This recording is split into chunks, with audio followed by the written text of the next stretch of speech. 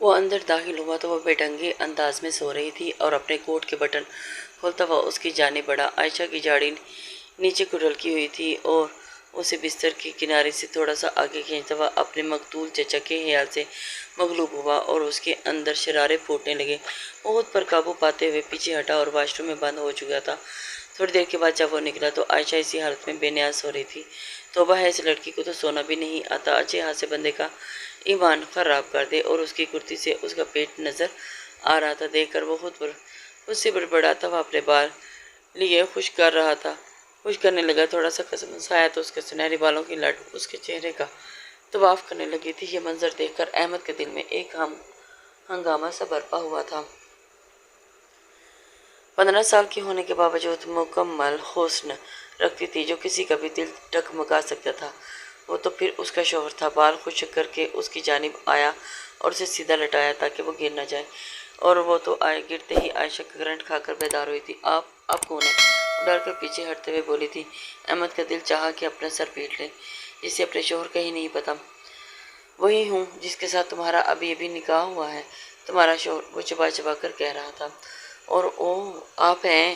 وہ ایک دم سے حیرت سے اس کی خوبصورت شخص کو دیکھتے ہوئے بولی تھی جو اس سے 15 سال بڑا تھا۔ جی میں ہی ہوں، وہ کہتے ہوئے اٹھ کھڑا ہوا اور بستر کی دوسری سائڈ پر چلا گیا تھا۔ میں بنی ہو کر آئی ہوں، پھر آپ مجھ پر ظلم کریں گے، زبردستی سے حق لیں گے مجھ پر، وہ اچانک درد بھری آواز میں بولی تھی۔ اور احمد چونک پڑا۔ یہ سب کس نے کہہ دیا تم سے؟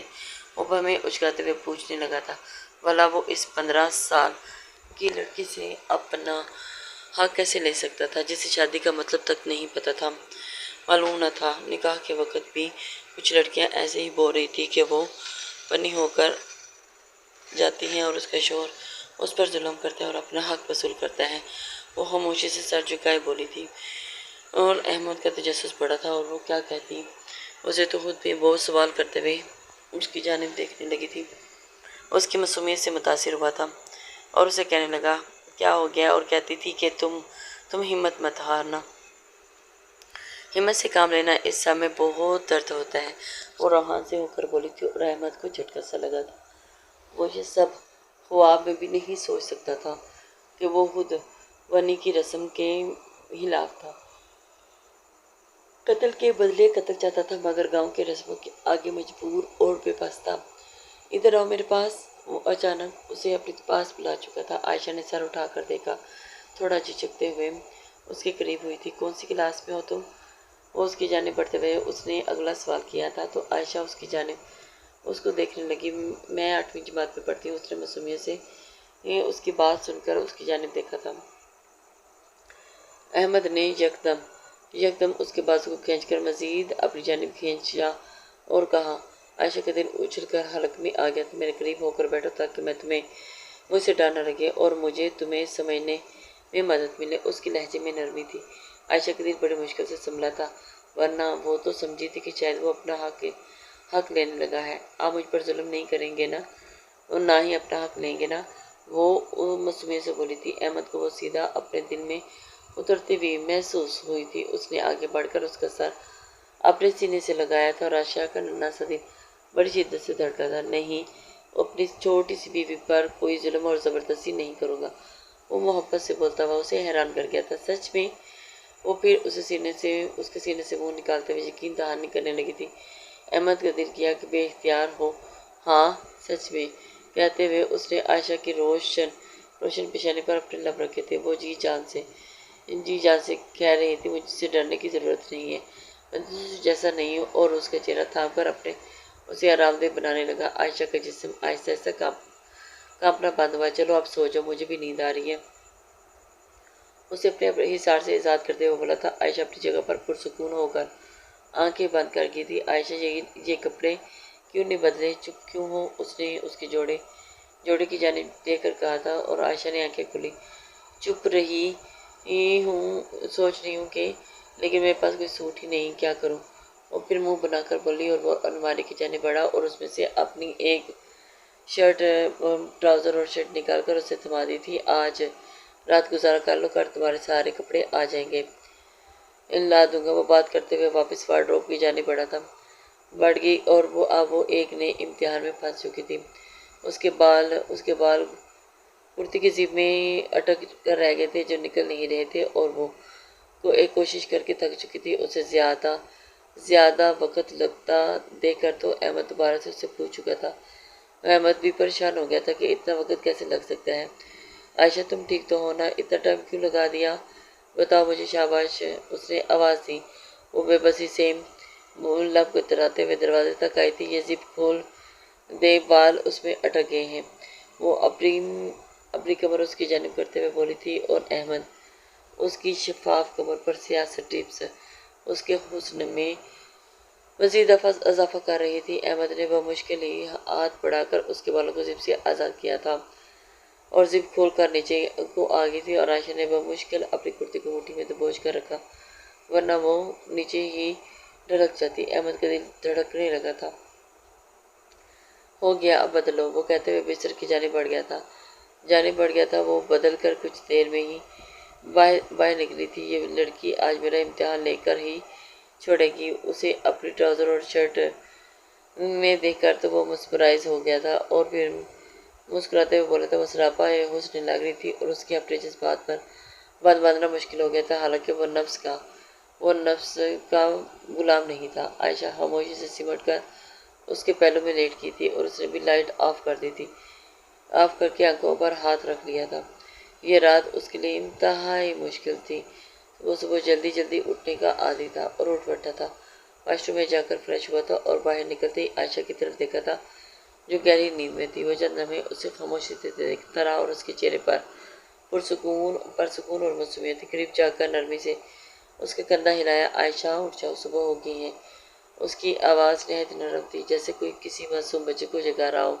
عائشہ ملتی ہوئی آنکھیں اٹھ بیٹھی تھی اور پلک جھپکاتے ہوئے احمد کو دیکھنے لگی، اور اس کی عمر اور معصومیت اس کے چہرے سے جھلک رہی تھی۔ وہ بستر سے اٹھی اور واش روم کی جانب بڑھ گئی تھی۔ کچھ دیر کے بعد وہ واپس فریش ہو کر نکلی، لیکن اس کے بالوں کی حالت ایک بگڑی ہوئی تھی۔ لمبے گھنے بال الجھ کر اس کے کندھوں پر اور کمر پر بکھرے ہوئے تھے۔ وہ بے بس نگاہوں سے احمد کو دیکھنے لگی۔ یہ بال نہیں سلجھ رہے، کیا کروں؟ اس نے دھیمی آواز میں کہا۔ احمد نے مسکرا کر اسے بیٹھنے کا اشارہ کیا۔ آؤ، میں ٹھیک کر دیتا ہوں۔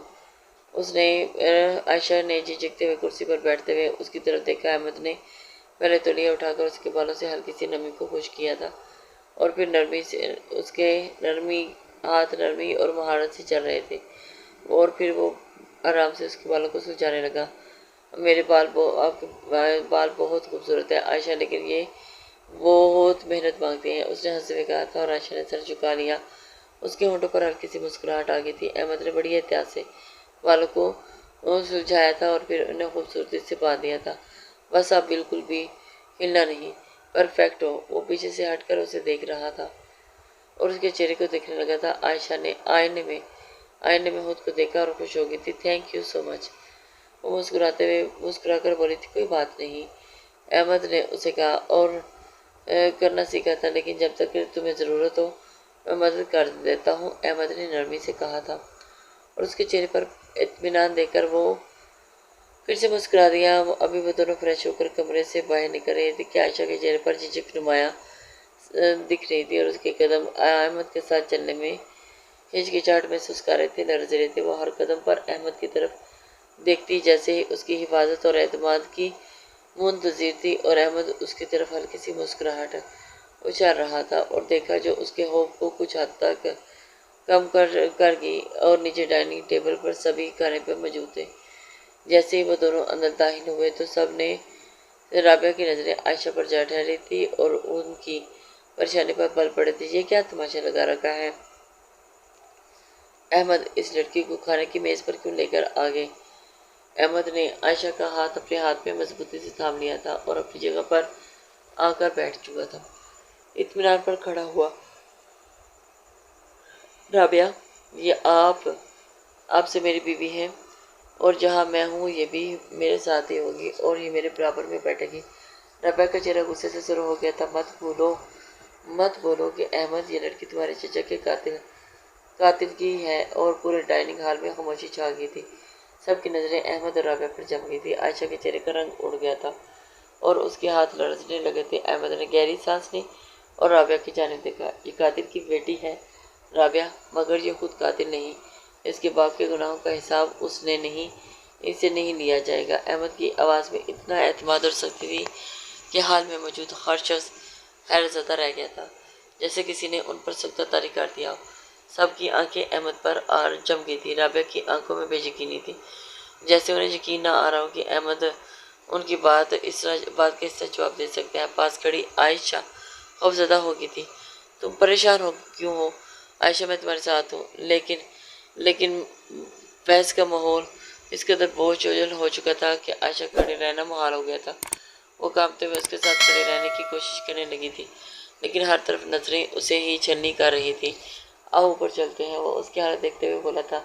رابعہ نے غصے سے کچھ بولنے کی کوشش کی تھی، لیکن احمد اس کی طرف دیکھتے بغیر ہی عائشہ کو آرام سے اپنے ساتھ لے گیا تھا اور وہ خاموش تھی، مگر اس کی آنکھوں میں آنسو تھے۔ احمد نے اسے کمرے میں لا کر بستر پر بٹھایا اور اب یہ سب باتیں سننے کی اسے عورت کی نہیں ہے۔ تم صرف اور صرف میری بات سنو گی، باقی سب کو میں دیکھ لوں گا۔ عائشہ نے پہلی بار اس کی آنکھوں میں اعتماد کے ساتھ دیکھا تھا اور دل سے سر ہلا دیا تھا، اور احمد نے مسکراتے ہوئے اس کی جانب مسکراہٹ اچھالی تھی اور آنسو صاف کیے تھے۔ چلو میں تمہارے لیے ناشتہ منگواتا ہوں، پھر دونوں مل کر ناشتہ کرتے ہیں۔ یہ کہتے ہوئے وہ اٹھ کر چلا گیا تھا۔ وہ عائشہ کو ناشتہ کروا کر آفس کے لیے نکل چکا تھا اور وہ اپنے کمرے میں اکیلی تھی۔ صبح کے تلخ واقعے کے بعد اس کے بعد دل بہت بوجھل ہو چکا تھا، مگر احمد کی باتوں نے اسے تسلی بخش الفاظ نے اسے کچھ سکون دیا تھا۔ وہ تھکن کے دوبارہ بستر پر لیٹ گئی تھی اور نیند کی آغوش میں چلی گئی۔ کچھ دیر ہی لگی ہوئی تھی کہ دروازے پر دھیمی سی دستک نے اسے جگا دیا تھا اور اس نے آنکھیں ملتے ہوئے دروازہ کھولا تو سامنے ایک ملازمہ کھڑی تھی۔ بی بی جی، رابعہ نے آپ کو نیچے بلایا ہے۔ اس کی بات سن کر تو وہ ایک دم سے پھر کر بھاگی اور اس کے دل دھڑکنے لگا۔ سامنے کھڑی ملازمہ کو دیکھنے لگی، جیسے یہ جاننے کی کوشش کر رہی ہو کہ اسے نیچے کیوں بلایا جا رہا ہے۔ اس کے دل میں وسوسے سے اٹھنے لگے تھے۔ دھیرے دھیرے نیچے آئی اور اس کے قدم بھاری ہو رہے تھے۔ دل دھڑک رہا تھا، لیکن اسے سمجھ نہیں آ رہا تھا کہ اب وہ کیا کرے۔ جیسے ہی لاؤنج میں پہنچی، رابعہ کی تیز نظر اس پر گڑ گئی تھی۔ یاد رکھو، احمد کی نرمی سے یہ بات مت سمجھنا کہ ہم تمہیں اپنا لیں گے۔ اگر تم چاہتی ہو کہ یہاں تمہیں سب برداشت کیا جائے تو سارے کام تمہیں ہی کرنے ہوں گے، اور اگر تم نے انکار کیا تو مجھ سے برا کوئی نہیں ہوگا۔ عائشہ سمجھ آئی۔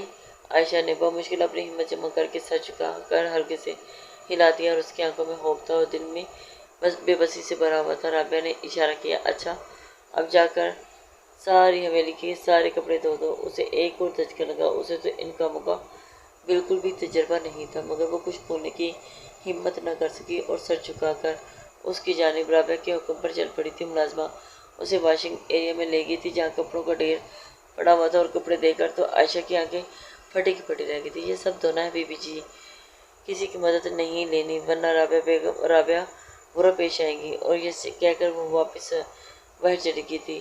عائشہ نے بے بسی سے کپڑوں کو دیکھا اور اس کے ہاتھ کپڑوں کے ڈھیر کو چھوتے ہوئے لرز رہے تھے، مگر اس کے پاس کوئی اور راستہ نہیں تھا۔ آہستہ آہستہ اس نے کپڑوں کو دھونا شروع کر دیا، مگر تھوڑی ہی دیر میں وہ تھکن سے چور ہو گئی تھی اور اس کے ہاتھ سرخ ہو گئے تھے، آنکھوں میں آنسو آ گئے تھے۔ پھر بھی وہ ہار ماننے کی بجائے کام کرتی رہی۔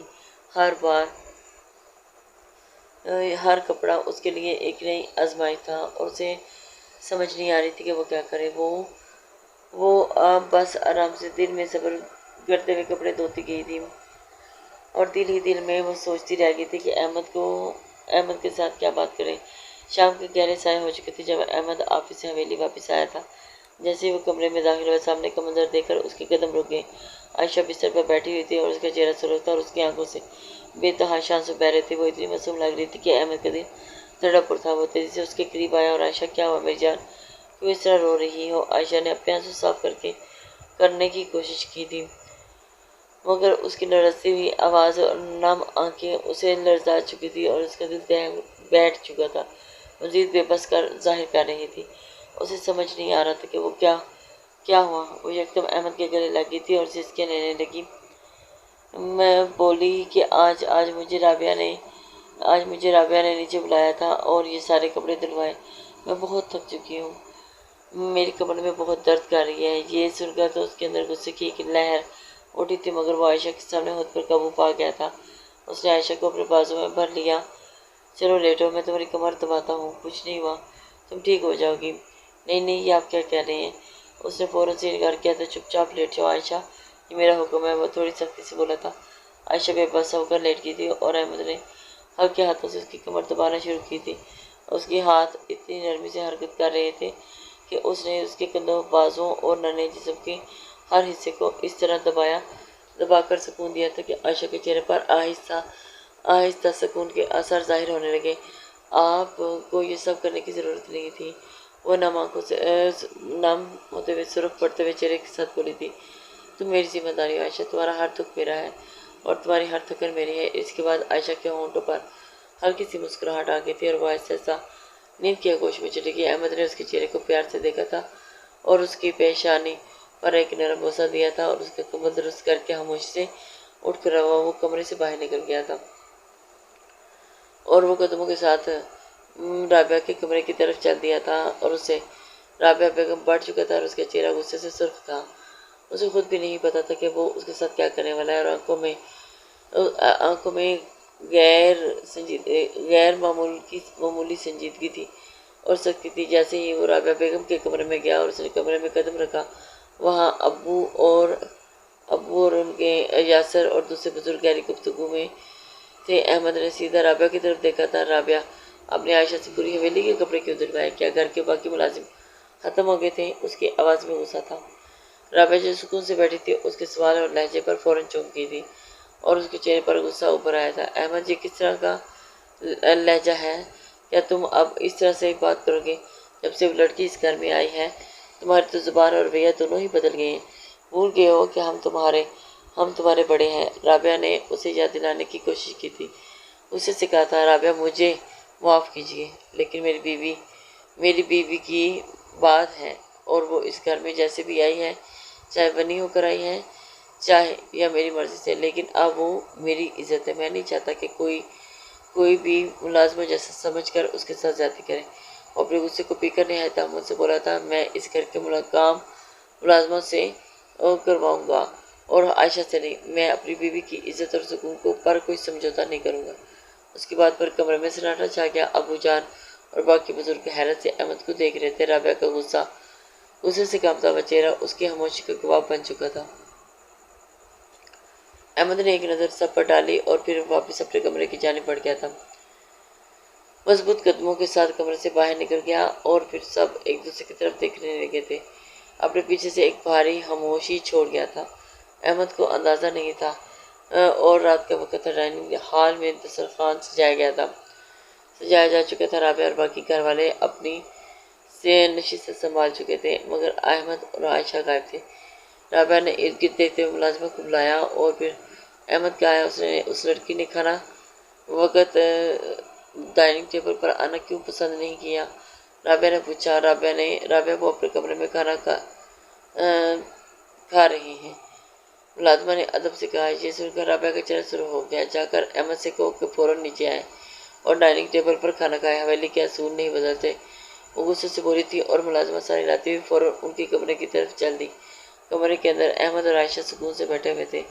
عائشہ کے چہرے پر ایک عجیب سی شرمندگی کا اظہار تھا اور احمد اس کی طرف محبت بھری نگاہوں سے دیکھ رہا تھا۔ ملازمہ نے دستک دی۔ صاحب، رابعہ نے کہا ہے کہ آپ ڈائننگ ٹیبل پر آ کر کھانا کھائیں۔ رابعہ سے جا کر کہو کہ میں اور عائشہ ڈائننگ ٹیبل پر نہیں آئیں گے، ہمارا کھانا ہمارے کمرے میں ہی دیا جائے، یہ فیصلہ میرا ہے اور اس میں ہر کوئی سمجھوتا نہیں ہوگا، اس نے سنجیدگی سے کہا تھا۔